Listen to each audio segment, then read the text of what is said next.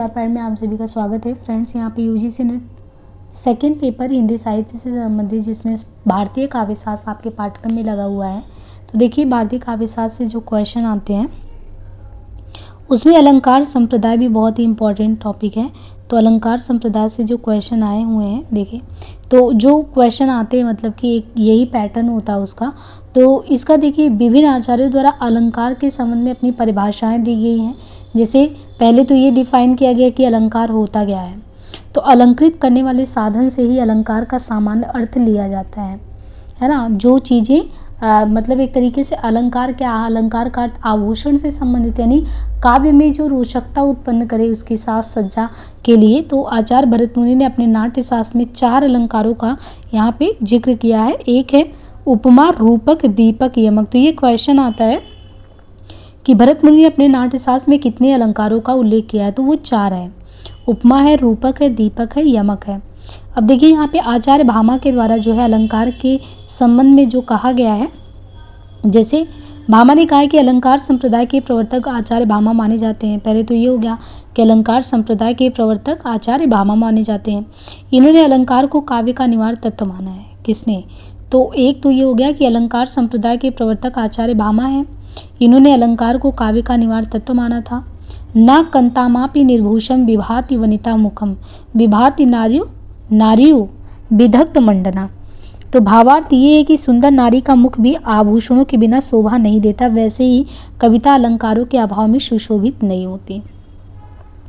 भामा की सूक्ति है, भामा ने कहा है इष्टाभिधेया वक्रोक्तिरिष्टा वाचा नाम अलंकृति। इन्होंने सभी अलंकारों के मूल में वक्रोक्ति को माना है। लोक की सामान्य सीमा का अतिक्रमण करने वाली चमत्कार पूर्ण वाणी को अतिशयोक्ति कहा और इसी अतिशयोक्ति को वक्रोक्ति माना गया है। इनके अनुसार यह वक्रोक्ति अर्थ को विवाह आभा से युक्त करती है। सहसा सर्वत्र वक्रोक्ति नायार्थो विभत्यते यत्नों से काव्यतम कार्यम को अलंकार्यो विना। दूसरा आचार्य दंडी। अलंकार को परिभाषित करने का प्रथम प्रयास आचार्य दंडी ने किया है। इन्होंने काव्य की शोभा में वृद्धि करने वाले सभी धर्मों को अलंकार माना है। तो किसने? आचार्य दंडी ने। तो आचार्य दंडी ने अलंकार को परिभाषित करने का प्रथम प्रयास आचार्य दंडी ने किया। इन्होंने काव्य की शोभा में वृद्धि करने वाले सभी धर्मों को अलंकार माना है। जैसे काव्य शोभा करान धर्मान अलंकारन प्रक्षिप्यते। इस परिभाषा के अनुसार रूपक, उपमा आदि अलंकारों के साथ साथ रस, गुण, ध्वनि, प्रबंध, काव्यत्व, नाट्य, संधि आदि काव्य शास्त्रीय तत्व भी अलंकार की परिधि में आ जाते हैं। अलंकारवादी आचार्यों ने काव्य के अन्य तत्वों को अलंकार में समाहित करते हुए निम्नलिखित नाम दिए हैं। जैसे रसवद अलंकार, दूसरा भाव से संबंधित इनका है प्रेयसवद अलंकार। तो यहाँ पे देखिए 2 हो गया, रसवद अलंकार हो गया, काव्य तत्व प्रदत्त विशेषण में देखें तो रसवद अलंकार हो गया। भाव से संबंधित है तो ये है प्रेयसवद अलंकार। इनके अलावा रसाभास भावाभास से है ओजस्वी अलंकार, भाव शांति से है समाहित अलंकार। उद्भट ने ओजस्वी अलंकार को स्पष्ट करते हुए कहा कि क्रोध आदि के अनुचित प्रयोग से काव्य पर नकारात्मक प्रभाव पड़ता है और रसों एवं भावों को भी औचित्यपूर्ण रचना नहीं हो पाती। ऐसे स्थान पर ही ये अलंकार पाए जाते हैं। आचार्य वामन। रीतिवादी आचार्य वामन ने इस परिभाषा को अस्वीकार करते हुए इसे गुण के संदर्भ में कहा है काव्य शोभा स कर्तारौ धर्मा गुणा। तो रीतिवादी आचार्य वामन ने क्या कहा है इसके बारे में? काव्य शोभा स कर्तारौ धर्मा गुणा, अर्थात काव्य गुण के यानी गुण काव्य के शोभा कारक धर्म है और अलंकार उसके वर्धक है। इन्होंने ये कहकर अलंकार का महत्व और कम किया कि काव्य में नित्य स्थान गुण का है और अलंकार का अनित्य स्थान है पूर्वे नृत्य। वामन ने अलंकार के 2 लक्षण दिए हैं। अलंकृति अलंकारा, जो अलंकृत करे वही अलंकार है। सौंदर्यम अलंकारा, सौंदर्य ही अलंकार है। देखिए यहाँ पे आचार्य आनंदवर्धन ने क्या कहा है? ध्वनिवादी आचार्य आनंदवर्धन लिखते हैं कि अंगाश्रिता सत्वा अलंकारा मंतव्या कटकादिवता। भावार्थ है कि जिस प्रकार कटक, कुंडल आदि आभूषण अमूमन शरीर की सुंदरता में वृद्धि करते, वैसे ही अलंकार भी काव्य के शब्दार्थ रूपी शरीर की सुंदरता को बढ़ाते, किंतु कभी कभी ये दोनों ही इनकी शोभा में वृद्धि नहीं भी करते। इस प्रकार इन्होंने अलंकार को काव्य का बाह्य शोभा कारक तत्व तक सीमित कर दिया है। अन्य आचार्यों में देखें तो रुद्रट ने सबसे पहले वैज्ञानिक ढंग से अलंकारों को 4 भागों में क्लासीफाई किया है। तो रुद्रट ने इसको वास्तव, औपम्य, अतिशय, श्लेष आचार्य राजशेखर ने अलंकार को वेद का 7वां भाग माना है। किसने? आचार्य राजशेखर ने अलंकार को वेद का 7वां भाग माना और अलंकार को वेदार्थ का उपकारक भी घोषित किया है। आचार्य जयदेव अलंकार के महत्व पर बल देते हैं। अंगीकरोति या काव्याम शब्दार्थम वन अलंकृति यशो न मन्यते कस्मादनुषणाम अलंकृणी। उष्णता रहित अग्नि के समान अलंकार विहीन काव्य की कल्पना नहीं की जा सकती। अग्नि पुराणकार वेदव्यास के अनुसार अर्थालंकार के अभाव में सरस्वती विधवा स्त्री के समान है। अर्थालंकारा रहित विधिवेव सरस्वती। ध्वनि समर्थक आचार्य जगन्नाथ के अनुसार काव्यो आत्मना व्यंग्य से रमणीया प्रयोजका अलंकारा। काव्य आत्मा व्यंग्य की रमणीयता के प्रयोजक ही अलंकार कहलाते हैं। भामा दंडी उद्भट रुद्रट भोज जयदेव अप्पय दीक्षित केशव मिश्र केशवदास चिंतामणि कुलपति देव सूरत मिश्र कुमारमणि श्रीपति सोमनाथ भिखारीदास प्रताप शाही मतिराम दूल्हा भूषण पद्माकर आदि अलंकार समर्थक आचार्य तथा आनंदवर्धन मम्मट विश्वनाथ जगन्नाथ आदि अलंकार विरोधी आचार्य माने गए। रीतिकाल में अलंकार को बहुत महत्व दिया गया है। हिंदी के विद्वानों के मतोनुसार अलंकार का प्रयोग नयों की चेतना के अनुरूप बलात् नहीं करना चाहिए। देखिए, हिंदी के विद्वानों ने अलंकार की परिभाषा अपने अनुरूप दी है कि अलंकारों का प्रयोग नवयुग की चेतना के अनुरूप बालात नहीं करना चाहिए। महावीर प्रसाद द्विवेदी का कहना है। शुक्ल जी के अनुसार अलंकार संबंधी उल्लेख जो किए गए हैं, आचार्य रामचंद्र शुक्ल कहते हैं कि मैं अलंकार को केवल वर्णन प्रणाली मानता हूँ। तो कौन कहता है ये? रामचंद्र शुक्ल कहते हैं कि मैं अलंकार को केवल वर्णन प्रणाली मानता हूँ। ये साधन है, साध्य नहीं। साध्य को भुलाकर इन्हीं को साध्य मान लेने से कविता का रूप कभी कभी इतना विकृत हो जाता है कि वह कविता कविता ही नहीं रह जाती। दूसरी बात ये कहते हैं कि अप्रस्तुत योजना प्रस्तुत के अनुरूप होनी चाहिए और उसमें वस्तु गुण और क्रिया अथवा व्यापार समष्टि का भाव जगाने की वैसी ही क्षमता होनी चाहिए जैसे प्रस्तुत में है। भावों का उत्कर्ष दिखाने और वस्तुओं के गुण और क्रिया का अधिक तीव्र अनुभव कराने में कभी कभी सहायक होने वाली युक्ति अलंकार कहलाती है। जब तक अलंकार भीतरी उत्साह के घोतक होते हैं तब तक वे शोभा को उत्पन्न करने वाले कहे जा सकते हैं, किंतु जब वे रूढ़ या परंपरा मात्र रह जाते हैं तब वे भार रूप में दिखाई देने लगते हैं। ऐसा कहना है बाबू गुलाब राय का। देखिए, हिंदी में और लोगों के द्वारा कहा गया है, जैसे पंत जी के द्वारा, सुमित्रा नंदन पंत के द्वारा जो है परिभाषा दी गई है, अलंकार केवल वाणी की सजावट के लिए नहीं, वे काव्य की अभिव्यक्ति के लिए भी विशेष द्वार है। या मन के उच्छ्वास के साथ वाणी अनिवार्यता उच्छ्वसित हो जाती है। वाणी का यही उच्छ्वास उक्ति वैचित्र है, इसलिए व्यापक अर्थ में अलंकार क्या है? उक्ति वैचित्र है। ऐसा कौन कहता है? Doctor again. ये रीति काव्य की भूमिका में कहते हैं। अलंकार के बारे में कि अलंकार से तात्पर्य है अलंकार से अलंकृत होने वाला।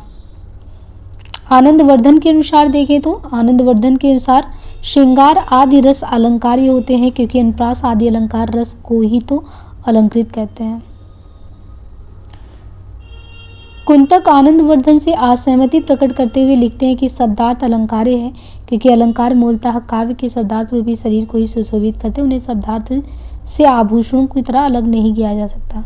परवर्ती काव्यशास्त्र में कुंतक का मत अधिक स्वीकृत हुआ। निष्कर्षता अगर देखें तो आनंदवर्धन कहते हैं रस अलंकार्य है, कुंतक कहते हैं शब्दार्थ अलंकार्य है। देखिए, यहाँ पे आचार्य ग्रंथ और संख्या दिया है।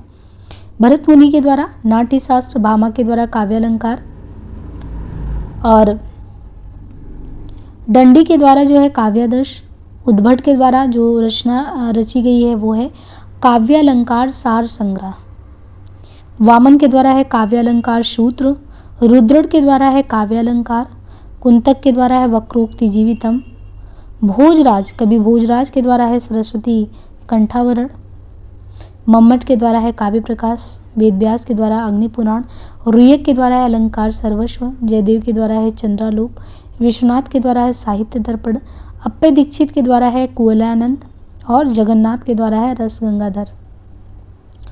उद्भट ने कुड़ और अलंकार में अंतर न करते हुए उपनागरिका, परुषा और कोमलावृत्ति का विवेचन अनुप्रास के तहत किया है। दृष्टांत, काव्यलिंग और पुनरुक्तवास अलंकारों की भावना उद्भट ने अपने ग्रंथ काव्य अलंकार सार संग्रह में किया है। कुंतक ने निरूपण तो 20 अलंकारों को किए, किंतु प्रतिस्तुमा, उपमेय मया, तुल्य योगिता, अनन्वा, निदर्शना, परिवर्ती और सहोक्ति का उपमा में तथा समासोक्ति को श्लेष में शामिल कर अलंकारों की संख्या कुल 13 मानी है। भोज ने दुरिक्त अनुप्रास के उपभेद के रूप में जिस विवसा का उल्लेख किया उसका सर्वप्रथम विवेचन रीतिकाल में आकर किसने किया? भिखारीदास ने। अब यहाँ पे देखें तो अलंकारों के प्रकार कितने हैं। तो अलंकारों के प्रकार में अलंकारों के वर्गीकरण का सर्वप्रथम प्रयास करते हुए आचार्य वामन ने दो भेद किए, एक शब्दालंकार, अर्थालंकार। शब्दावाचक द्वारा है, अर्थालंकार वाच्य द्वारा है। वेदव्यास और आचार्य भोज, वेदव्यास और आचार्य भोज ने इसमें तीसरा भेद जोड़ दिया, वो है उभयालंकार का। इस प्रकार अलंकार के कुल कितने भेद हुए? 3। शब्दालंकार, शब्दगत अलंकार, अर्थालंकार, अर्थगत, और उभयालंकार, शब्दार्थगत अलंकार।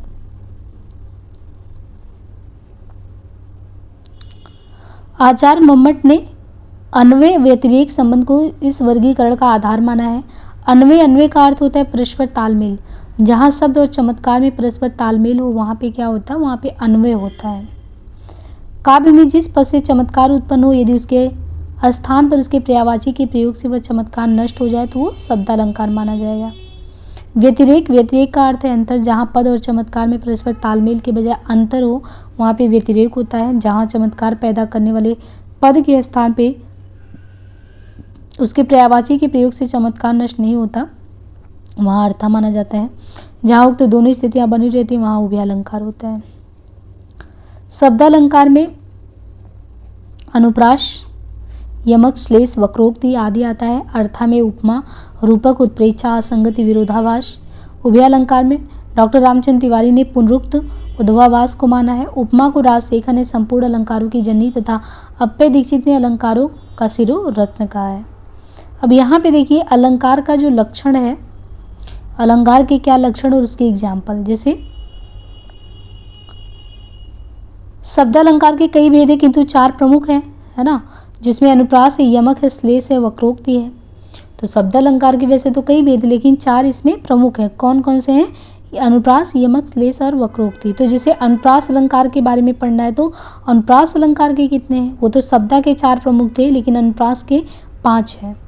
अब एक अनुप्रास देखिए, सबसे पहले अनुप्रास में ही छेकानुप्रास है, वृत्त्यानुप्रास है। तो हमें हर एक की परिभाषा समझनी होगी। छेकानुप्रास क्या होता है? जहाँ अनेक व्यंजनों की आवृत्ति एक बार स्वरूप तथा क्रम में हो वहाँ छेकानुप्रास अलंकार होता है। एग्जाम्पल दिया है कि विस्मृति का नील नलिन रस बरसो अपांग के धन से। यहाँ पे नील नलिन के भीतर न ल की तथा रस बरसों के भीतर र सा की एक बार आवृत्ति हुई है।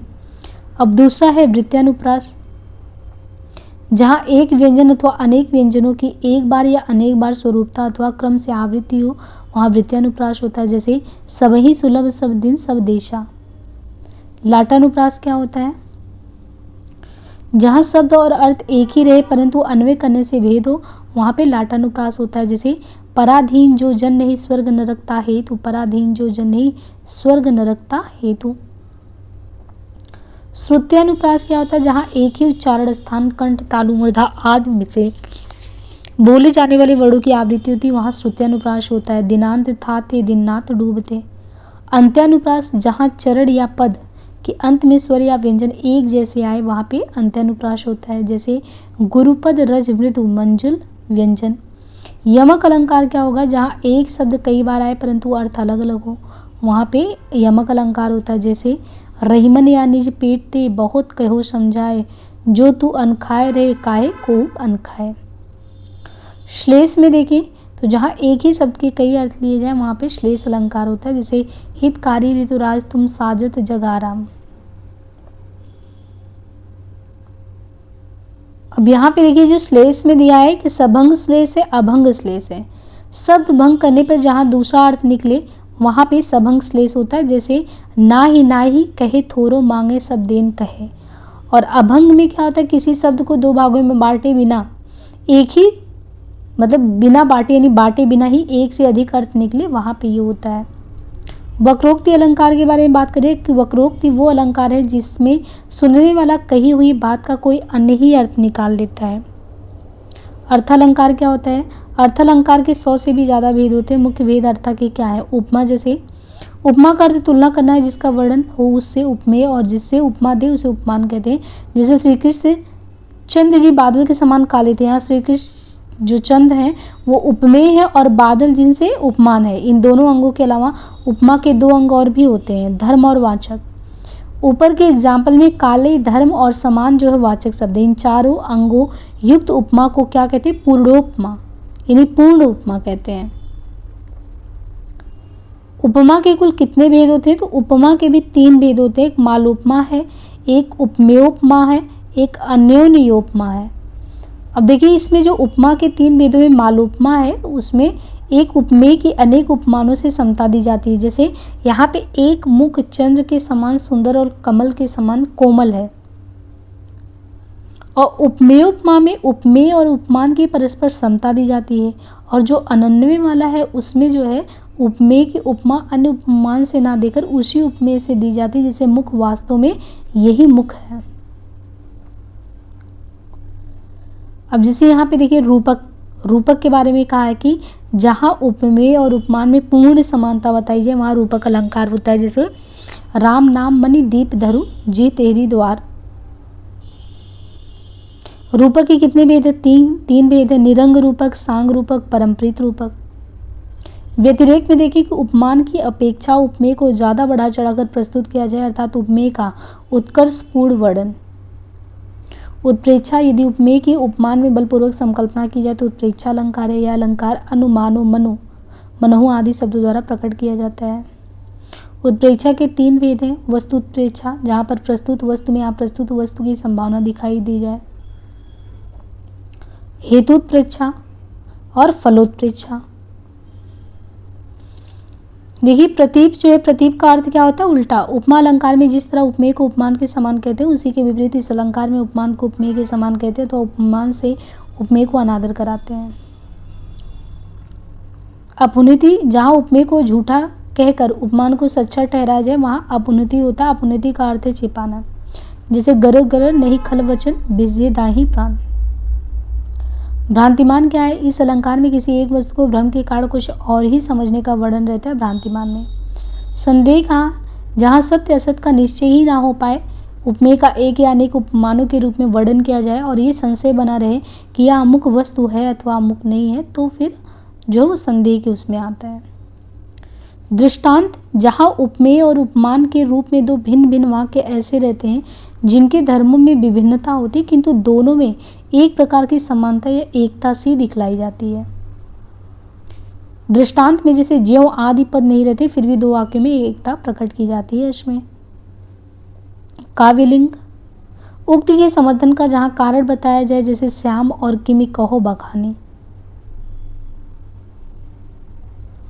तो यहाँ पे देखिए ये अलंकार के अगर देखें तो अतिशयोक्ति का फिर दिया हुआ है और यह संगति, तो बहुत ज़्यादा अगर जब डेप्थ में जाते हैं इसमें तो ये अलग अलग अलंकारों के बारे में काफ़ी क्वेश्चन यहाँ से बनते हैं।